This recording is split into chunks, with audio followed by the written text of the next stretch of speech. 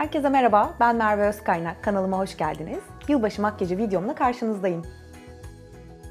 Yılbaşı makyajım için bugün sevgili Rıfat Yüzak'la birlikteyim. Merhaba herkese. Rıfat yaklaşık 10 yıldır profesyonel makyaj sanatçılığı yapıyor. Tanıdığınız birçok ünlünün makyajını yaptığı gibi aynı zamanda büyük kozmetik firmalarıyla da çok güzel anlaşmalar ve dergi kapaklarını da yapıyor. Aynen öyle. Senin anlattığın gibi benzeri birçok işte devam ediyorum. Bugün de Merve'nin bu güzel yılbaşı makyajını yapmak için buluştuk. Evet, ne güzel oldu. Çok güzel oldu. Ben çok herkesin beğendim. sabırsızlandığını düşünüyorum. O yüzden bu makyajı nasıl yaptığımızı görmek istiyorsanız lütfen videomuzu izlemeye devam edin. Ten makyajıyla başlayalım. Evet. Zaten makyajda en önemli olan şey ten makyajı. Ten makyajını ne kadar güzel yaparsan, ne kadar iyi yaparsan o kadar iyi görünecek geri kalan her şey. Tende biraz dikkat etmek gerekiyor onun için. Ben MAC'in Face and Body fondötenini kullanıyorum. Ama siz elinizdeki herhangi bir ince yapılı fondöteni kullanabilirsiniz. Ya da sonucunu bildiğiniz, sonucundan memnun olduğunuz herhangi bir fondöteni kullanabilirsiniz. En önemli şey ince uygulamak ve fırçayı asla bastırmamanız gerekiyor. Çünkü fırçayı bastırdığınız an fondötende de uygulamada da bozulmalar olacak. Ben bu şekilde cilde paylaştırıyorum ilk önce fondöteni. Paylaştırdığımda hava aldığı için biraz yüzün üzerinde donuyor. Sonra fırçayı hareket ettirdiğimde çok rahat bir şekilde cilde oturuyor. Bu taraftan yavaşça yaymaya başlıyorum. Fırçayı asla bastırmıyorum. Sadece sağa sola hareket ettiriyorum. Zaten direkt dediğim gibi havayla karıştığı için cilde çok kolay bir şekilde oturuyor.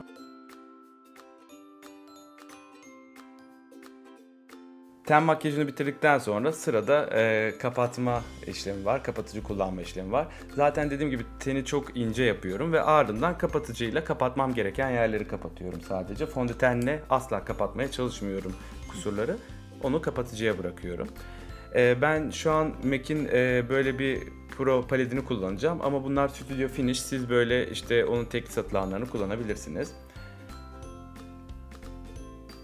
Peki gözaltı morlukları olanlar ne yapmalılar sence Rıfat?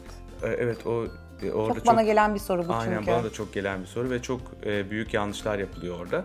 Gözaltı koyu halkalar olan kişiler direkt en büyük yaptıkları ilk hata gidip açık renk bir ürün alıp o koyuluğu açık renkle kapatmaya çalışmak. Bu da en büyük hata oluyor çünkü bambaşka bir şeye dönüşüyor. Daha gri, daha yeşil, daha dikkat çeker hale geliyor.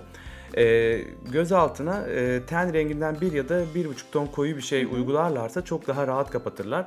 Çünkü açık makyajda ortaya çıkaran bir şey, koyu ise geri iten bir şey. Mantık olarak açık bir şey sürdüğünde bak benim burada kusurum var, morluğum var diye oraya dikkat çekmiş, ok yapmış oluyorsunuz. Onu hiç yapmasınlar. Direkt tenlerinden 1 ton koyu bir şeyle çok rahat bir şekilde kapatabilirler. Yani bunun şimdi Merve'nin yüzüne şu renk daha uygun gibi görünse de ben daha bu koyu rengi tercih ediyorum göz altlarını kapatırken. Ve çok az ürünle mümkün olduğu kadar hafif dokunuşlar yapıyorum fırçayı asla yine bastırmadan. Ben MAC'in 217 numaralı fırçasını kullandım ama siz yüzük parmağınızla da ya da işte buna benzer bir fırçayla da yapabilirsiniz bunu. Mühim olan çok hafif dokunuşlar yapıp fazla ürün kullanmadan bu işlemi bitirmek. Zaten böyle minik dokunuşlar yaptığınız zaman çok hafifçe direkt zaten sonuç belli oluyor. Çok az ürün kullandığınızda dahi. Ten makyajı bittikten sonra göz kapağına hafif bir bazla başlayacağım. Ben MAC'in Pentellis'ini kullanıyorum 217 numaralı fırçayla. Ama siz elinizdeki herhangi bir göz makyaj bazıyla bu işlemi yapabilirsiniz. Çünkü oldukça az ürün kullanıyorum. Bunu kullanmamın nedeni de hem farlar daha güzel renk veriyor hem de biraz daha kalıcı oluyor farlar. Gece boyunca toplanma, dağılma gibi bir şey yaşamıyor. Ama en önemlisi bu tamamıyla rengi dengelediği için çok daha rahat göz makyajı yapabiliyorum. Göz bazını hallettikten sonra sıra geldi videonun en heyecanlı yerine. Evet. Tabii ki göz makyajı. Ben göz makyajı için çok fazla kasılmıyorum. Bence siz de kasılmayın göz makyajı yaparken. Çünkü baz oluşturduktan sonra hafif belli yerlerini aydınlatıp belli yerlerini koyulaştırıyorum. Çok da yoğun bir göz makyajı yapmayacağım. Çünkü yılbaşı için kırmızı ruj kullanmayı karar verdik biz. Tabii böyle bir gecenin starı kırmızı ruj kesinlikle. Onun için göz pınarlarına Naked 2 paletindeki şu üstten açıktan başlayıp 3. rengi çok hafif göz uçlarına uygulayacağım.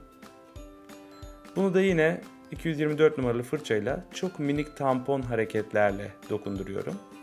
Daha sonra fırçamda kalanı şu kaş altına uygulayıp aşağı doğru hafifçe bütün göz kapağına geliyorum.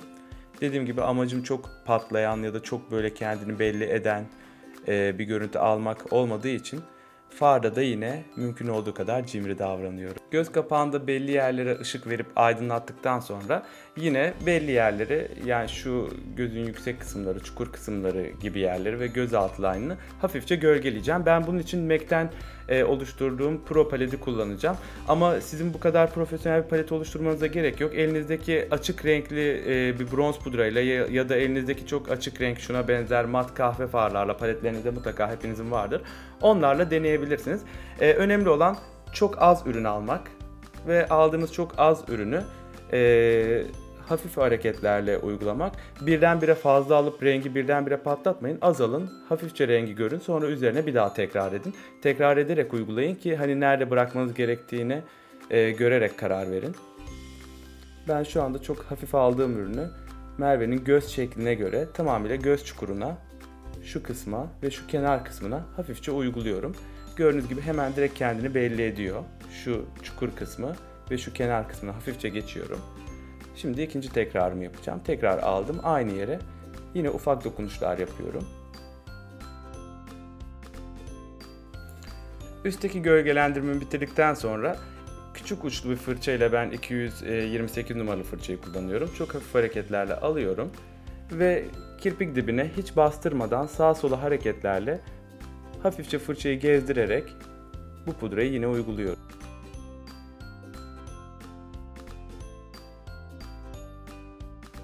Biz şu an çok hafif bir göz makyajı uyguladık Merve'ye.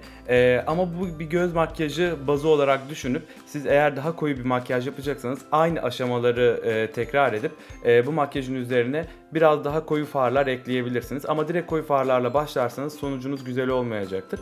Onun için aynı şekilde adımları ilerleyerek bu belirginliğe ulaştığı zaman gözünüz, eğer arttırmak istiyorsanız yine koyu farlarınızı, elinizde bulunan herhangi bir koyu farınızı alıp üzerine aynı fırçalarla hafif dokunuşlar yaparsanız daha da artacak, veya buna bir eyeliner da ekleyebilirsiniz. Ama dediğim gibi biz kırmızı ruj uygulayacağımız için gözlerin temiz kalmasını tercih ettik.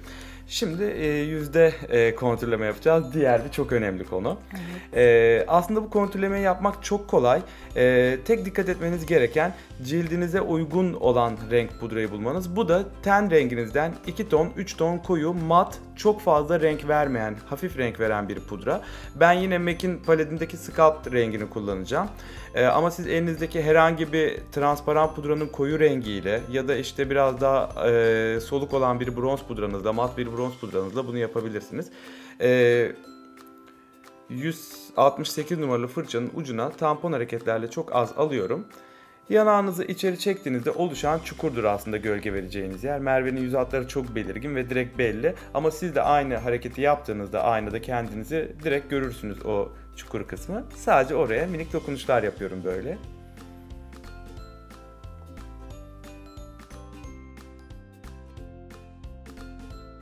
Fakat burada yine gözdeki gibi arttırarak mı gitsek daha iyi olur? Aynen, bu koyu renkleri kullanırken her zaman gözde de kontür yaparken de arttırarak giderseniz çok faydalı olur. Çünkü hani ilk adım, birinciyi yapın ve kendinize iyice dikkatlice bakın ne kadar gölge olmuş, daha ihtiyacınız var mı? Eğer ihtiyacınız olduğunu düşünüyorsanız ikinci adımı yapın. Sonra tekrar inceleyin aynada iyice kendinizi. Sonra tekrar ihtiyacınız varsa üçüncü adımı gidin. Çok minik hareketler yapıyorum ve şuradaki görüntüyle diğer tarafa baktığında direkt fark ediyor. Yani sakın yapmayın öyle bastırıp yüzünüze de bastırarak yaptığınızda gerçekten her şey telef oluyor. O zaman elimizi korkak alıştıracağız senin de dediğin gibi. Kesinlikle korkak alıştırın. Elinizi ilk önce korkak alıştırın. Sonra zaten uygularken elinize alışıyor ve ne kadar kolay olduğunu görüyorsunuz. Diğer tarafta da direkt yine göstereceğim. Çok hafif hareketlerle alıyorum ve sadece tampon hareketlerle yanak çukuruna dokunduruyorum.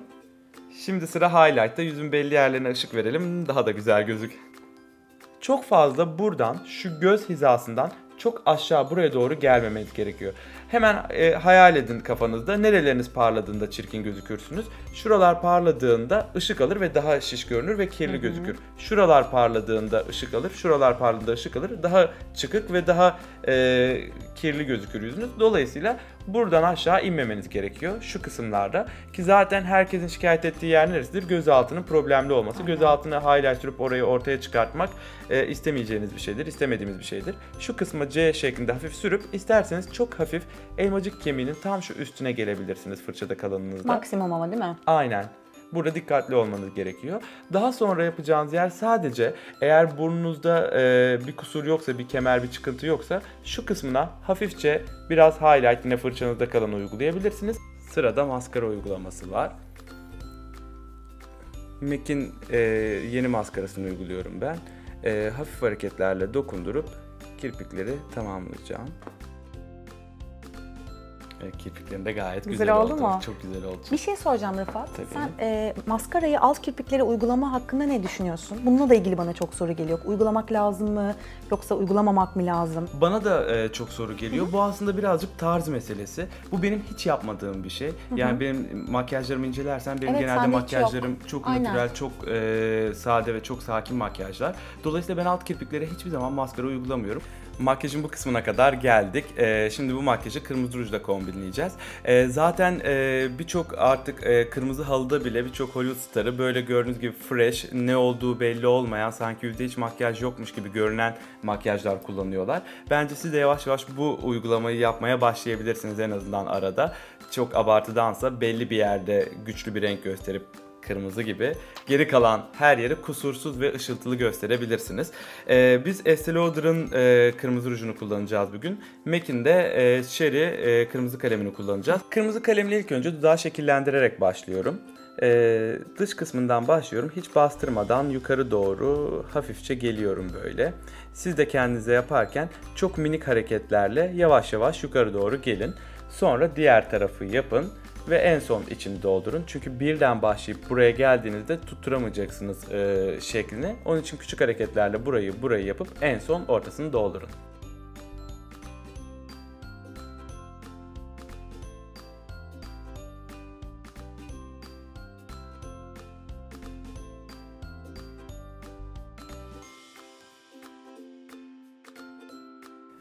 Kırmızı ruja geçmeden önce kalemle dudağı şekillendirdim ve yine kalemle dudağın tamamıyla içini doldurdum. Çünkü yılbaşı gecesi rujunuzun sürekli bozulmasını hiçbiriniz istemeyeceksinizdir. Onun için kaleminizle dudağınızın içini tamamen doldurup üzerine ruj uyguladığınızda rujunuz daha kalıcı olacak. Fırça yardımıyla doldurduğum dudağın üstüne hafif dokunuşlarla ruju iyice yediriyorum ve kalemle birleştiriyorum.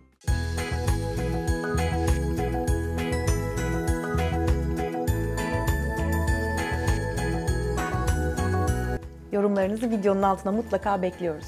Rıfat'cığım ellerine sağlık. Gerçekten çok güzel bir makyaj oldu.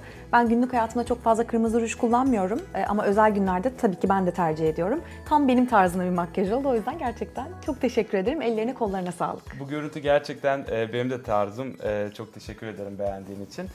Ama artırmak isteyenler olacaktır bu tabii, görüntüyü. mutlaka. Aynen, artırmak isteyen olursa eğer aynı bizim yaptığımız şekilde başlayıp göze bir eyeliner uygulanabilir. Tabii, olabilir. Göz içine koyu renk siyah kalem çekilebilir. Yine göz içine aydınlık renk bir kalem uygulanabilir. Ten rengi kalem de kullanabilirler. Aynen, ten rengi kalem de kullanabilirler.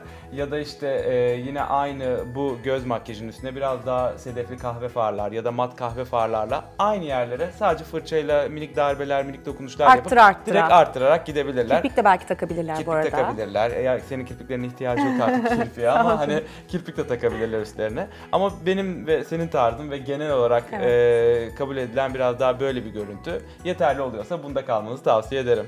Umarım keyifle izlemişsinizdir. İzlediğiniz için tekrar çok teşekkür ederiz. Eğer videomuzu beğendiyseniz lütfen beğenmeyi unutmayın. Bu arada Rıfat'ın da bir YouTube kanalı var. Rıfat Yüzüak kanalının adı. Bu videodan sonra lütfen Rıfat'ın da kanalına gidip abone olmayı unutmayın. Yeni videolarda görüşmek üzere diyoruz. Hoşça kalın.